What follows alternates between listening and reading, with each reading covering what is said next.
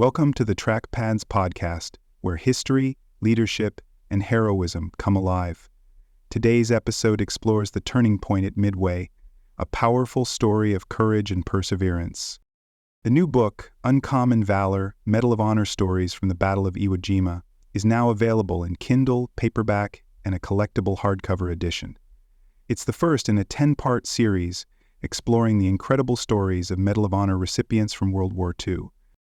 Meticulously researched and vividly told, Uncommon Valor takes readers deep into the brutal battle for Iwo Jima, honoring the Marines whose acts of heroism changed history. From the chaos of the beach landings to the iconic flag raising atop Mount Suribachi, this book captures the grit, sacrifice, and spirit of America's highest military honor. To learn more or grab your copy, visit militaryauthor.me, and please follow Jason on Amazon to be informed of future releases. The Battle of Midway, fought from June 3rd to June 7th, 1942, remains one of the most pivotal naval confrontations in modern military history. Stemming directly from Japan's aggressive expansion following their devastating strike on Pearl Harbor, this clash involved complex strategic maneuvers, advanced code-breaking efforts, and intense air-sea combat. Japan, under Admiral Isoroku Yamamoto, aimed to decisively eliminate the United States Pacific Fleet through a meticulously planned surprise attack centered around Midway Atoll. However, American intelligence breakthroughs provided a critical advantage, allowing Admiral Chester Nimitz to set an ambush that would fundamentally alter the course of the war. This dramatic confrontation was defined by moments of extraordinary courage, tragic sacrifice, and tactical brilliance, ultimately proving the supremacy of aircraft carrier-based warfare over traditional battleship doctrine. Within mere days, the United States Navy delivered a crippling blow to Japan, sinking 4 Japanese carriers and significantly weakening their naval air power. The American victory at Midway not only halted Japan's relentless Pacific expansion, but also shifted the strategic initiative decisively toward the Allies, paving the way for future offensives and permanently reshaping naval warfare doctrine. The Battle of Midway's enduring legacy continues to exemplify the decisive role intelligence, innovation, and bravery play in determining the outcomes of history's most consequential military engagements. Strategic context and prelude to the battle. The attack on Pearl Harbor dramatically shifted the balance of power in the Pacific, catapulting Japan into a rapid and aggressive expansion. After their devastating surprise assault, the Japanese military swept through the region, capturing strategically critical territories like the Philippines, Hong Kong, and Singapore. Each of these conquests served to fortify Japan's defensive perimeter, enabling further dominance of vital trade routes and key strategic positions. Japan's broader strategy hinged on swiftly eliminating the American naval presence, hoping the United States would seek a peace agreement under the weight of military setback. A critical aspect of this strategy was to extend their dominance eastward, culminating in an ambitious plan to seize Midway Atoll, a strategic outpost within striking distance of Hawaii and ultimately the United States West Coast. Central to Japan's audacious plan was Admiral Isoroku Yamamoto, the mastermind behind the Pearl Harbor attack and one of Japan's most respected naval strategists. Yamamoto understood that maintaining dominance over the vast Pacific Ocean required decisive actions to eliminate the threat posed by the surviving American fleet. His strategy revolved around setting an elaborate trap to lure the United States Pacific Fleet into battle under unfavorable circumstances. To mask the true objective, Yamamoto ordered a diversionary attack against the Aleutian Islands, creating confusion and dispersing American defenses. Simultaneously, he dispatched a formidable fleet comprising 4 aircraft carriers, Akagi, Kaga, Soryu, and Hiryu, aiming to surprise and decisively defeat the United States naval forces near Midway. Unknown to the Japanese, the United States Navy held a critical and decisive advantage: advanced code-breaking capabilities. American cryptologists working tirelessly at Station Haipo in Hawaii had successfully deciphered portions of the Japanese naval communication code known as JN-25. Utilizing deceptive intelligence tactics, the United States confirmed Japan's intention to target Midway specifically, thus eliminating ambiguity around the Japanese strategic goals. Admiral Chester W. Nimitz, Commander-in-Chief of the United States Pacific Fleet, seized this critical intelligence advantage. Nimitz carefully orchestrated an ambush, strategically positioning 3 aircraft carriers, the Enterprise, Hornet, and Yorktown, in preparation for the anticipated engagement near Midway. When the opposing forces finally faced off, the battle formations revealed stark contrasts between the 2 naval powers. Japan entered the fight boasting overwhelming numbers, fielding 4 fleet carriers supported by battleships, cruisers, and numerous support vessels, intent on overpowering American forces with sheer naval might. In contrast, the American fleet was smaller in number, relying primarily on the strategic positioning of their 3 carriers and utilizing the airstrip at Midway Island to amplify their available air power. American submarines also played a crucial role, positioned to intercept or slow any attempted maneuver by the Japanese surface forces, further complicating Yamamoto's carefully designed attack plan. Despite their numerical inferiority, the United States Navy entered the confrontation bolstered by superior intelligence and strategic foresight, advantages carefully curated by Admiral Nimitz and his intelligence team. The Americans' ability to predict and effectively counter the Japanese tactical moves hinged heavily on accurate and timely intelligence, dramatically reshaping what might otherwise have been an insurmountable confrontation. In leveraging these strategic advantages, the United States Navy created a scenario that tilted the scales toward a more evenly balanced engagement. The meticulous preparation by United States forces underscored the significant importance of intelligence in modern naval warfare. Opening moves and Japanese attacks, June 3rd to 4th, 1942. The battle commenced with Japan initiating a diversionary assault against the Aleutian Islands, a sparsely populated area far north of the main theater of operations. This effort was intended to mislead Admiral Nimitz and the United States Pacific Fleet, distracting their attention and resources away from Midway Atoll. However, Admiral Nimitz, privy to Japanese plans through effective intelligence gathering, wisely decided to maintain his focus firmly on Midway. This strategic decision ensured that the diversion failed to achieve its primary objective, drawing the United States carriers away from their key defensive position. Ultimately, Japan's Aleutian attack accomplished minimal strategic value, providing only limited tactical gains and negligible operational impact.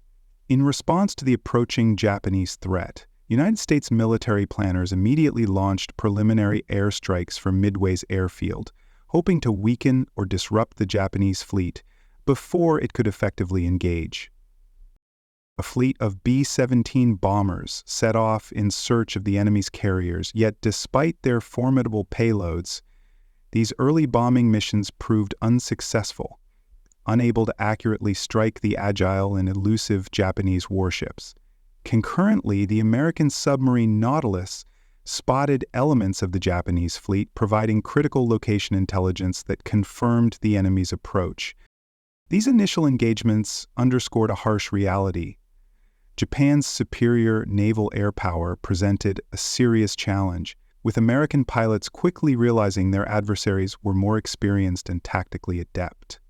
On the morning of June 4th, Admiral Chuichi Nagumo's carrier-based aircraft initiated their primary strike against Midway Atoll.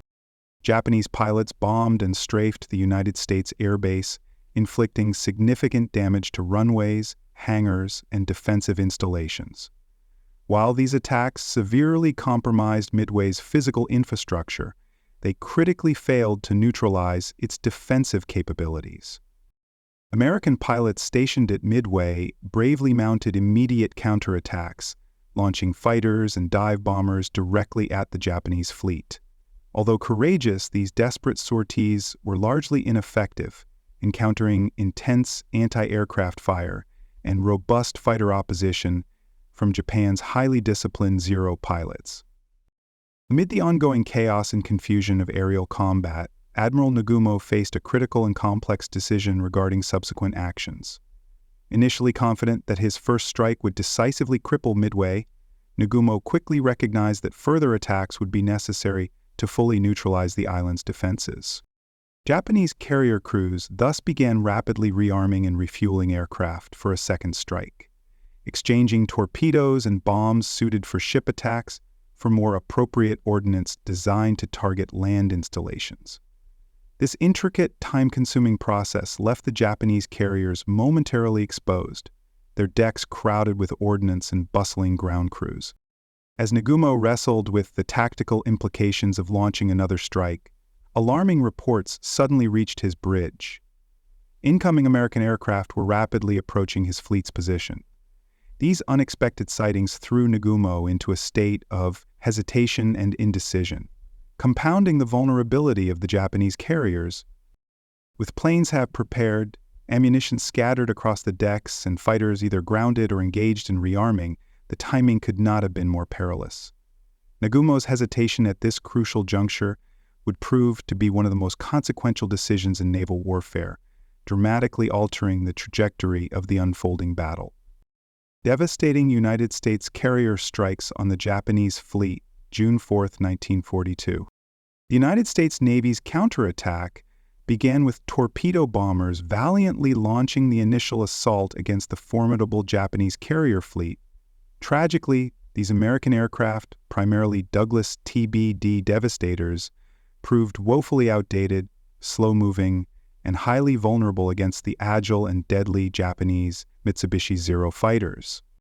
In waves of courageous yet futile charges, nearly all the torpedo bombers were mercilessly shot down without landing a single effective hit on the enemy carriers. Although these attacks resulted in catastrophic losses for American squadrons, their bravery served a critical, albeit unintended, tactical purpose. The relentless engagement of the Zero fighters at low altitudes significantly reduced their ability to protect the carriers from other aerial threats. Taking full advantage of this tactical opening, American dive bombers from carriers Enterprise and Yorktown appeared dramatically above the vulnerable Japanese fleet. Diving swiftly and precisely from high altitude, these aircraft caught the Japanese carriers Akagi, Kaga, and Soryu at their most precarious moment, with decks crowded by aircraft, fuel, and ordnance. In a matter of minutes, the dive bombers delivered devastating blows, dropping bombs directly onto the carrier's flight decks and hangars. The resulting explosions tore through the vessels, igniting massive fires that rapidly spread, crippling the three carriers. These decisive strikes irrevocably shifted the battle's momentum, tilting the balance of power overwhelmingly toward the United States Navy. Despite the catastrophic losses already suffered, Japan was determined to respond forcefully and launched a fierce counterattack from its remaining operational carrier, the Hiryu. Pilots from Hiryu, demonstrating exceptional skill and bravery, managed to locate and attack the Yorktown, one of the critical American carriers. The Yorktown absorbed severe damage from direct hits, leading to fires and mechanical failures that rendered her temporarily inoperative. Though initially salvageable, the Yorktown was later sunk by a Japanese submarine, underscoring the dangerous and dynamic nature of naval warfare. Nonetheless, Hiryu's determined pilots, despite their bravery and accuracy, ultimately could not reverse the growing American advantage. Realizing that Hiryu remained a potent threat, the United States quickly organized a final, decisive strike. Dive bombers from the Enterprise located and targeted the Hiryu, pressing their assault relentlessly. Once again, American accuracy and timing proved decisive, and bombs struck the Hiryu's deck with pinpoint precision, igniting explosions and fires that engulfed the vessel. Damage control efforts aboard Hiryu proved futile against the flames and internal explosions, leading to her abandonment and subsequent sinking. With Hiryu's loss, Japan had lost all 4 fleet carriers committed to the operation, eliminating the core of its naval aviation power. Following the loss of Hiryu, the remaining Japanese naval forces recognized the futility of further aggression and reluctantly withdrew from the battlefield. The retreat signified not merely a tactical defeat, but represented a crippling strategic blow, permanently undermining Japan's capacity for offensive naval operations in the Pacific theater. The United States Navy, despite the significant losses of its own, had delivered a blow from which the Imperial Japanese Navy would never fully recover.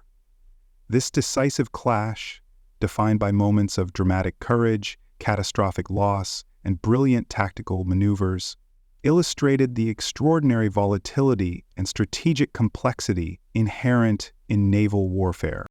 The Japanese retreat and aftermath of the battle June 5 to 7, 1942. With the destruction of their carrier fleet, Japan's remaining naval forces faced a stark choice: withdraw or risk annihilation.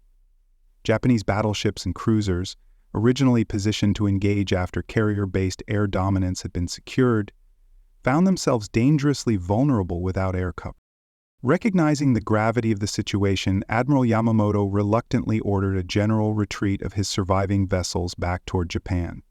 Despite Admiral Nimitz dispatching forces to pursue the retreating enemy, the Japanese ships managed to slip away, escaping American surface engagements. This retreat marked the definitive end of Japan's hopes for victory at Midway, sealing the outcome of the battle. Although the primary Japanese fleet withdrew, United States naval and air forces continued aggressive mop-up operations to maximize their advantage. American aircraft, now operating largely unopposed, targeted the stragglers of the retreating Japanese force, seeking to inflict additional damage and further weaken Japan's naval capability. United States submarines patrolled key areas, hoping to intercept and sink damaged or isolated Japanese warships attempting to return home. The heavy cruiser Mikuma and her sister ship Mogami came under relentless bombing attacks, resulting in the eventual sinking of Mikuma and severe damage to Mogami. Notably, no substantial Japanese counteroffensive emerged following these actions, underscoring the depth of the defeat inflicted by American forces. The scale of devastation suffered by Japan was profound, effectively crippling the Imperial Navy's operational capability. Japan lost all 4 of its aircraft carriers committed to the operation: Akagi, Kaga, Soryu, and Hiryu, representing a catastrophic depletion of its naval aviation resources. Additionally, the Japanese lost 1 heavy cruiser and approximately 250 aircraft, with over 3,000 sailors and pilots killed in action. Comparatively, the United States sustained the loss of 1 carrier, the Yorktown, 1 destroyer, and about 150 aircraft, with approximately 300 American personnel killed. The enormous disparity in these losses dramatically shifted naval supremacy in favor of the United States, irreversibly altering the Pacific theater's strategic balance. The implications of the defeat extended far beyond immediate casualties and material losses, deeply reshaping Japanese naval doctrine and strategy.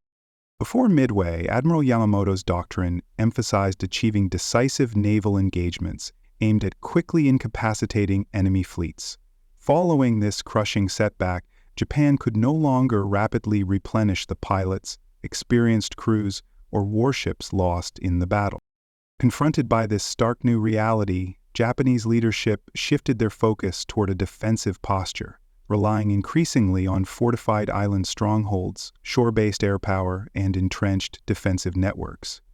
Yamamoto's once dominant naval strategy had clearly failed, forcing Japan into a prolonged defensive struggle for survival. This strategic pivot fundamentally changed the nature of Pacific warfare, transitioning from decisive naval encounters to arduous battles for island territories. The American victory at Midway significantly boosted United States morale and demonstrated the critical importance of intelligence and tactical innovation in modern naval combat. Meanwhile, Japan, severely weakened and facing diminished industrial capabilities, was now compelled to wage a war of attrition, a scenario markedly different from its initial rapid offensive conquests. The shift to defensive strategy would define Japan's actions in the Pacific theater for the duration of World War II, marking Midway as the moment when Japan's aggressive expansion was irrevocably halted. Legacy and historical significance. The Battle of Midway represented the first significant victory for the United States against Imperial Japan following the devastating attack on Pearl Harbor. Prior to Midway, Japan had aggressively expanded throughout the Pacific, seemingly unstoppable and the American triumph at Midway halted this momentum abruptly, marking a clear shift in the trajectory of the Pacific War.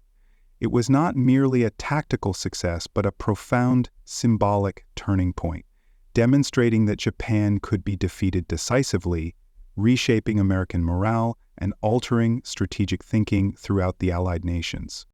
Central to the outcome at Midway was the decisive role played by United States intelligence gathering and code-breaking operations.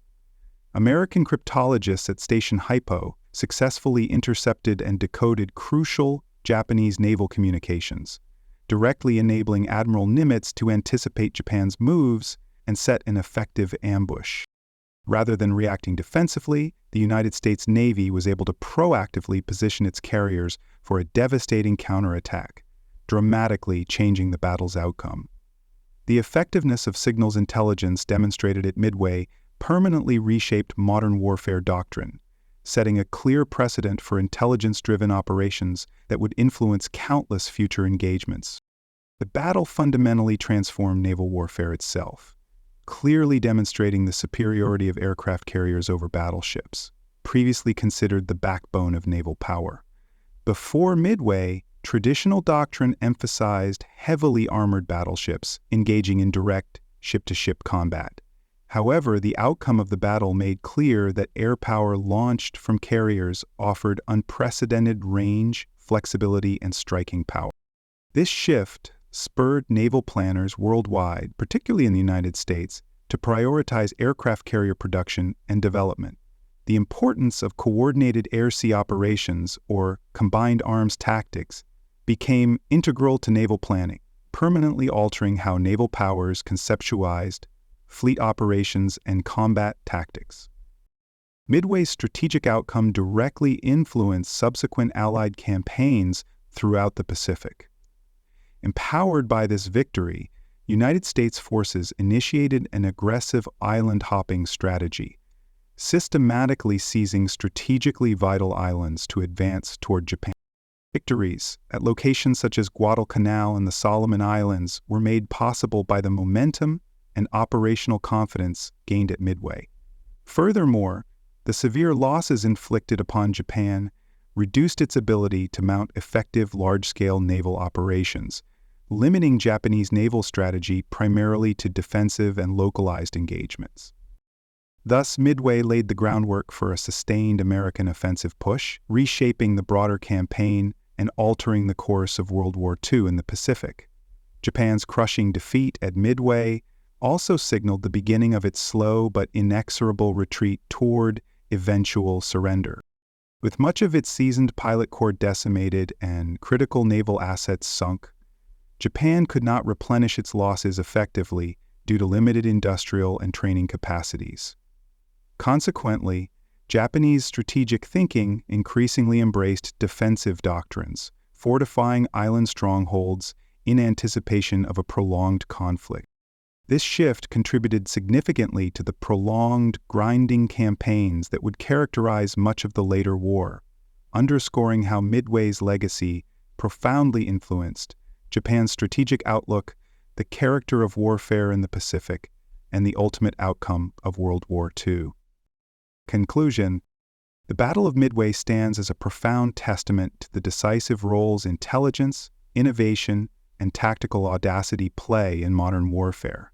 By effectively leveraging their breakthrough code-breaking achievements, the United States Navy was able to neutralize the immense advantage of Japan's superior numbers, inflicting a crippling blow that irreversibly altered the trajectory of the Pacific War.